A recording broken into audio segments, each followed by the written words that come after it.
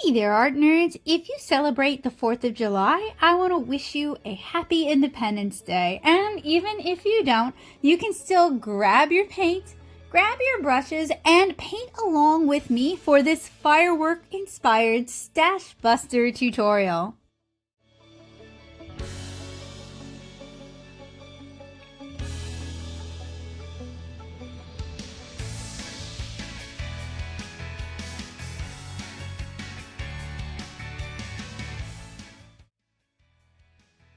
So the materials that you're going to need for today's fireworks-inspired Stashbuster watercolor tutorial are a scrap of cotton rag watercolor paper in the size and shape of a bookmark, some masking tape, some removable masking fluid, a ceramic plate to do your color mixing on. I also have some risers that's going to help me prop up my watercolor paper, your favorite bright and brilliant watercolor paints. I've also got some fun super granulating watercolors because I think those are going to add some fun effects and really push the explosion. But if you don't have them, you don't need them. They're not super important. I have a few different sets to show you guys today. You're also going to need some black watercolor. So the first thing I'm going to do is I am going to tape my scrap of cotton rag watercolor paper down to my support. I'm using a piece of Coroplast or Gator board, also known as political sign boards, but you guys can use chipboards. That's the board that's on the back of a sketchbook. You basically just need something that's going to hold your paper steady while you add a lot of water and a lot of paint. And I'm going to do my first layer with my super bright and vivid watercolors. If you've got some neon watercolors, now is a great time to bust them out. I am going to be doing an ombre kind of rainbow effect going from green to purple. So we've got greens, we've got yellow greens, we're going to have oranges, reds, pinks, and purples, working our way from brightest and lightest to our darkest color at the bottom of the bookmark. I recommend you work with as large a watercolor brush as you feel comfortable with. I'm working with a large quill today, and I really recommend that you use cotton rag paper for this if you have it, because it's going to be able to handle all that color and all that water a little bit better than cheaper cellulose papers. But the whole point of the Stashbuster tutorial series is to get you to use what you've got. So if you don't have it, that's totally fine. So next, after our first layer of watercolors have dried completely, we're going to grab our removable masking fluid. I have mine here in a dinky dip, and I've also got a synthetic watercolor brush that has some brush soap worked into the bristles. You can also use some baby shampoo or some bar soap. This is just to prevent the masking fluid from sucking up into the bristles and basically ruining the brush. And I'm doing some spiral shapes to start out with. This is going to represent the center of our fireworks explosion. And then using a tapping technique where I tap on the body of the brush, we're going to get a splatter technique so that we can get kind of that explosion spray of bright colors. And I'm going to do this going all over the bookmark from top to bottom. I'm going to allow my masking fluid to dry completely, and I'm going to cap my masking fluid in the dinky dip so it doesn't dry out. Now we're going to start playing with some of our fun super granulating colors and using kind of a tie-dye technique where we apply just different colors in different areas. I'm not really going with a particular rhyme or reason for this. We're going to apply our super granulating colors. So right now I am using the Supervision super granulating watercolors, but I have reviewed so many fun super granulating watercolors, and I hope you guys will check some of my reviews out if you think these look neat or interesting. What's cool about these is that the colors split into several different colors, which I think is so pretty and so perfect for fireworks. Now, I will warn you guys that these are not super light fast, but that's okay because this is a bookmark and it's going to end up getting beaten up and used in books anyway. So even if the colors fade a bit, I probably won't notice that before I notice how chewed up the bookmark gets. But I just wanted to disclose that to you guys so that you didn't buy something and then were disappointed that it faded really quickly. So I'm using a lot of water with these paints. That's really going to encourage these to granulate out so we get our beautiful and interesting color splits. And I'm going to allow my super granulating colors to dry totally before we move on to the next step.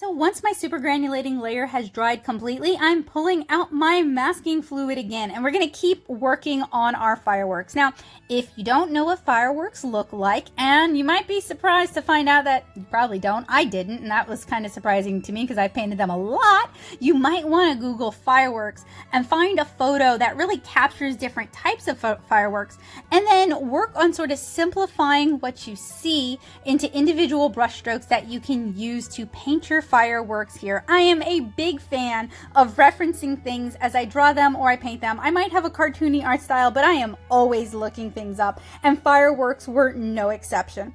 So I'm finding different ways to kind of stylize the fireworks effect. So I'm using spirals, I'm using lines, I'm using splatter techniques, and I'm just kind of mixing it up and trying to create something that I think is going to be cute when I remove the masking fluid. So let your heart guide you here. It can be as simple or as complicated as you want it. But if it's your first time painting fireworks and you're feeling a little bit uncomfortable, you could go one of two ways. You could either go whole ham, which is my recommended technique, and just go with it. And if you don't like it, you can always try painting it again. Believe it or not, this is my second attempt at the fireworks, and I'm so glad I gave it 2 shots because it needed 2 shots. Or you can go really simple and just focus on something that's easy.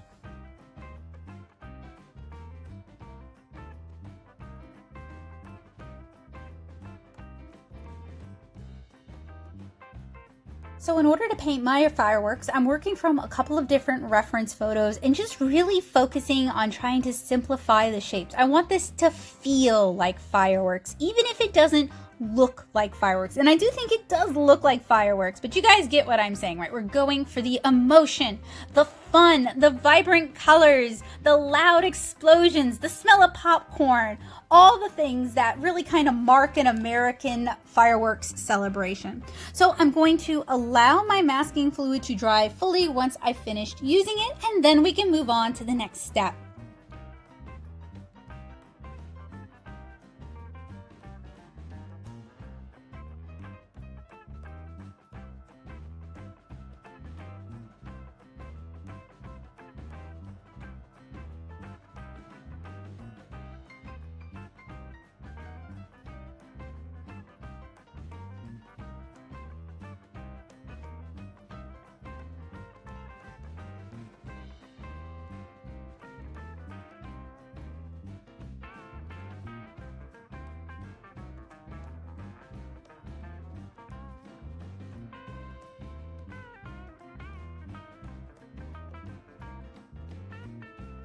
So once my masking fluid has dried totally, I can add another layer of watercolor. So for this, I wanted to go for some darker super granulating colors so I can start painting in kind of that night sky effect. So I'm using some of the Daniel Smith super granulating colors, and I'm really going to focus on kind of the moon glow and lunar colors. So lunar blue, lunar purple, lunar black, those kind of colors. Now what's really cool about lunar black is that it granulates out a lot. It gives you some really big sedimentation, which can be so cool for an effect like this. You guys have probably seen me use it in some of my other watercolor tutorials, and it's just such a fun paint to work with, and it adds so much liveliness. So I'm adding in purples, I'm adding in some blues, and I'm starting to build up my darker colors. And you guys will probably notice that I'm mainly relying on layering, whether it's layering of watercolors or layering a masking fluid to really build up our watercolor effects.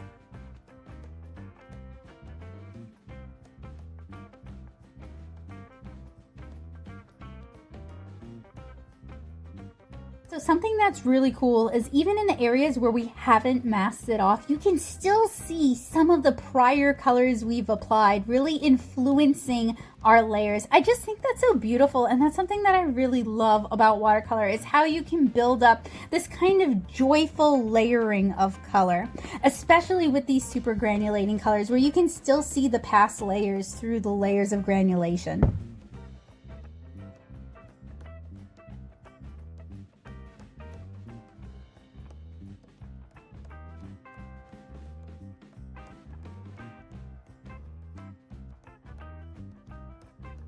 In in addition to using my Supergranulating Lunar Black, I also pulled out my Daily Driver palette so that I could just get a regular black, not supergranulating watercolor to kind of start building up that night sky, because while you can have fireworks during the day, they're so much harder to see. You really need the contrast of the beautiful dark night sky against these bright and brilliant, vibrant colors, and that's really what I'm trying to replicate here. Now I am leaving a bit of a glow around some of the fireworks themselves, because that is also part of capturing the fireworks experience, is capturing the rocket's red glare. So I'm not adding any one particular color uniformly across this whole thing. We've done kind of sections of color, working wet into wet, allowing our colors to mix and diffuse and blend softly.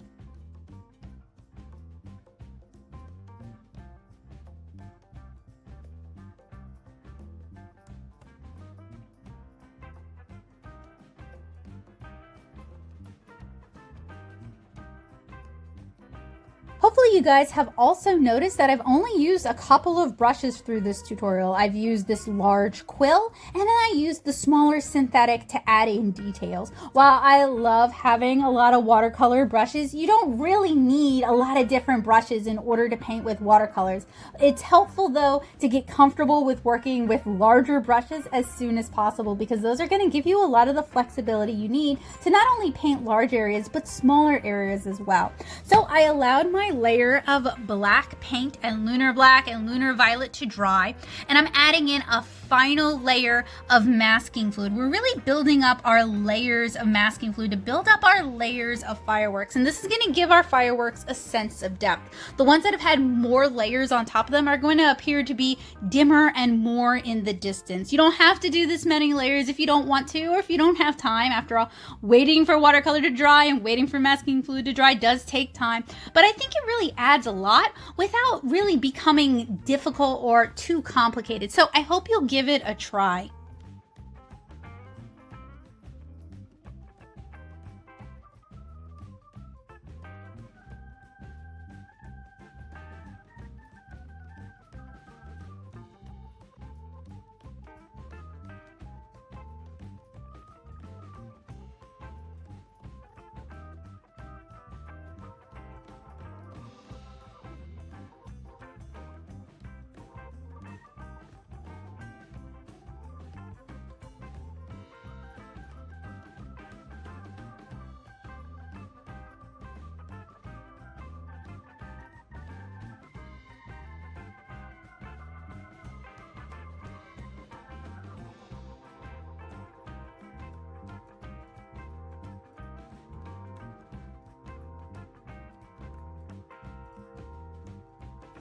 One more layer of watercolor, and for this I've pulled out my Paul Rubens Cheel Supergranulating watercolors. And the reason I pulled this out is there are a lot of color plus black in this palette, so it's perfect for building up our fireworky nighttime sky. And I'm going to add some water. This is going to kind of help us create our diffuse glow. So around our brighter fireworks, I'm doing a ring of clean water on top of our dry paper. And then I'm just going to start working in my Cheel granulating watercolors, some of the darker colors, so that they kind of blend into the water circles, but don't fully enter into the water circle. So we're going to get kind of a soft glow technique from this. And it's really easy to do, and glows are so much fun to paint. If you guys are familiar with my art, you guys will know I love painting magic and glows and light effects and fireworks, and it's because it's just fun to paint. So I'm going to go back into just our normal black watercolor. It doesn't matter if you're using lamp black, or if you're using peach stone black, or if you're using coal watercolors. We're just going for like a finely milled black for the background so that we get a little bit more coverage, so we kind of start building up that depth of color. And you guys can see why I recommended we use cotton rag paper for today's Stashbuster tutorial. We did a lot of water and we did a lot of layers, and a cotton rag is going to be able to handle all that. So I am allowing my watercolor to dry, and I want to clear off some space because now it's time to get down to removing our masking fluid.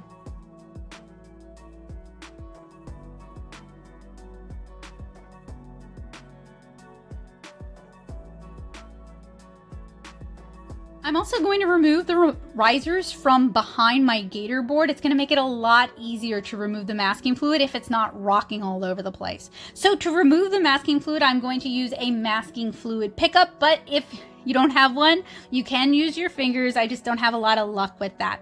Masking fluid pickups, though, are easy to find and pretty cheap. The one I have here in my hand came from the dollar store in their crafters corner, but you can get them at Michael's. You might be able to find them at Walmart in the arts and crafts section. You can get them at your favorite art supply store, or you can check my description down below. I'll have a list and links to all the materials that I used in today's Stashbuster tutorial. They are, for the most part, affiliate links, so if you want to help support the channel without spending any extra money, that is a great way to do so. And I love how bright these watercolors are underneath this masking fluid. Oh, removing masking fluid is so satisfying. Look how fun and bright and colorful this is. I have to tell you guys, when I was working on this tutorial, I wasn't 100% how sure, I had an idea of how this was going to turn out, but I had no idea it was going to turn out as fun, cute, colorful, and playful as it did turn out. So I'm really happy with it, and I hope this shows you guys that you can paint easy fireworks as well. So if you want more tutorials on how to paint fireworks, I've got another firework tutorial that I can share with you guys. I'll have it listed in the cards as well as in the description down below. But I just love this bookmark. I think it turned out really, really cute, and I hope you guys will paint along with me. I hope you guys will also keep an eye out for more Stashbuster watercolor tutorials, because it is my goal to help you guys make art a habit. And one of the ways to do that is to make art as easy, fun, and accessible as possible. So I really hope these tutorials have been inspiring, because I love sharing them with you guys. They are so fun, and it's just so relaxing to paint something without having to draw it out and having to get really draftsmanship with it. All that's left is to remove our masking tape once everything's had a chance to dry, pulling away at a 90-degree angle, and here is our finished fireworks bookmark. You can paint this to celebrate any holiday, special event, or occasion that you want to. I just painted it in honor of the 4th of July. I'm going to go see the fireworks show. It's been a few years, and I'm really looking forward to it. So I wanted to share some fireworks fun with you guys. If you painted along, I would love to see what you paint. So tag me at NattoSoup, NattoSoup, on just about any social media platform. You should be able to find me. And if you have any ideas for future Stashbuster tutorials, or if there's anything you'd like to see me paint, feel free to reach out to me either through my art-centric Discord server, The Paint Box, in the comments down below, or you can email me at becca.hilburn@gmail.com. I had so much fun painting this, and I had so much fun sharing it with you guys. I hope you guys painted along with me and had fun painting it as well. This was time-lapsed anywhere from 2x to 4x, so be patient with yourself, give yourself plenty of time, and make sure you give your paint time to dry as well.